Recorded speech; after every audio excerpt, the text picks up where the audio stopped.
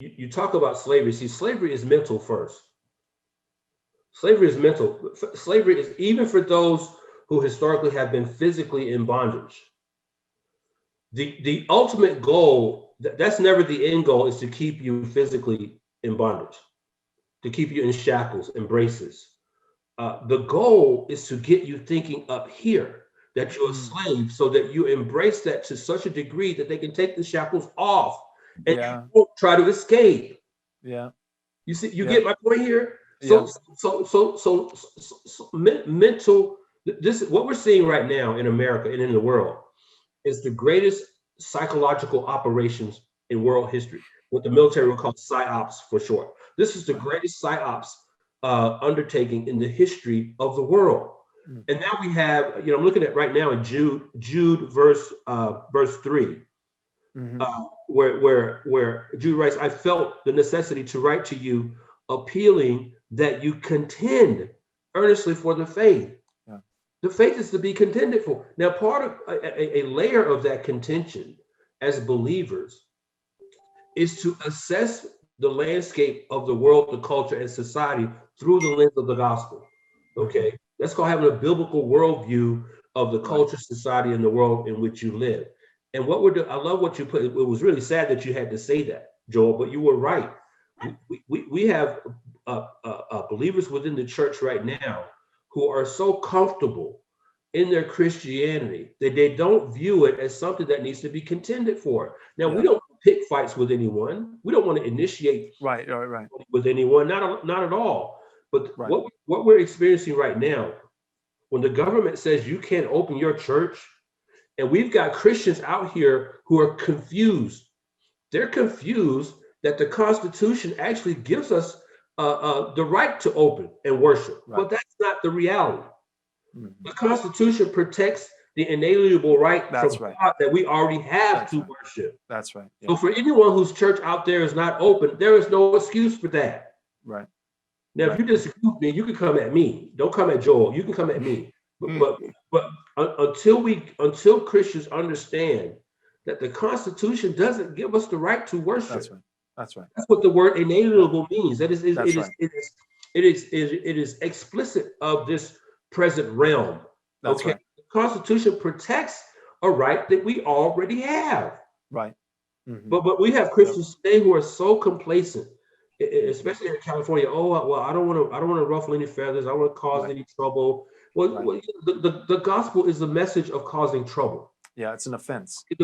Jesus' whole earthly ministry Hmm. caused trouble. And Yep. That's right. Virgil and I, matter of fact, if I could just get this in here, because I think it fits with the context of what we're talking about here, Joel. By the time this airs to your audience, this episode will already be out. But as we Hmm. record this interview, Virgil and I are working on an episode of our next Just Thinking podcast. It's going to be titled "An Exposition of Biblical Unity," Mm. and I'm going to be bursting a lot of bubbles in that episode about what unity looks like and what unity does not look like. And one of the Right. things biblical unity does not look like is passivity. Right. Passivity and just sitting back on your lazy boy and letting the government dictate to you how you're supposed to live. That's Right. slavery.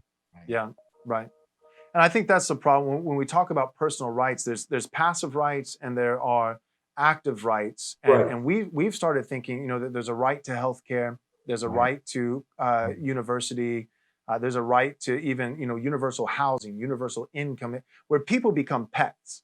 You like that's what a pet is. A pet, like doesn't have to produce, it doesn't have to work. It you feed it, you take it to the vet, and human beings aren't meant to be pets, and so. But when these active rights, like healthcare, it sounds good, but what we don't realize is it takes that doctor and it says that his passive right, namely his property, his labor, his intelligence, his work, doesn't belong to him anymore. It, Right. it, it belongs to me. It makes so my active right to healthcare takes away the passive right of the doctor to his own labor, to his own property, his intellectual property, his experience, all those things. And so I think as our generation becomes more and more entitled to those active rights, we see the freedom of those inalienable rights, human rights, the right to own property, the right to own your own labor, your own gifts.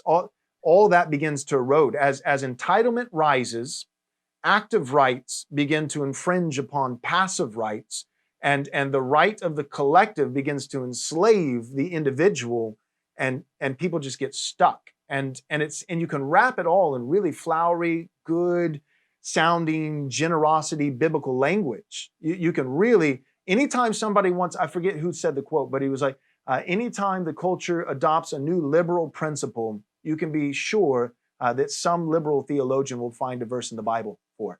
Sure. Yeah. I mean, I'm tempted to name names, but I'm not going to do that. But, as a listener, just to say this real quick. Yeah. When you talk about active rights taking priority or primacy over passive rights, see, the Bible calls that stealing.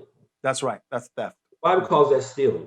Okay, that's just another way of stealing. The word rights has done more damage to this country in the past 60 years, probably than any other word.